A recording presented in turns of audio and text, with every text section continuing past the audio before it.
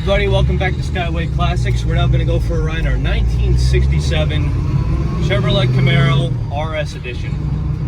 Blue exterior, blue interior with rallies.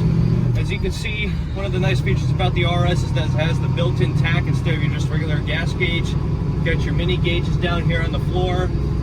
One of the additional things they did to this car was they added the modernized radio, which is a very nice addition to keep it real. Very good power steering, good power brakes. You can see most of the interior is original, especially with the old SS 350 wheel. A lot of times they put in the wooden wheels just to give it a little more, I'd like to say, muscle car look. And being that it is a Chevy, Camaro is one of the best muscle cars out there, in personal opinion. And if you ever want to put vintage AC, power disc brakes, or if you want to even just take it to a car show and win an award, Camaro is definitely one of the best cars out there.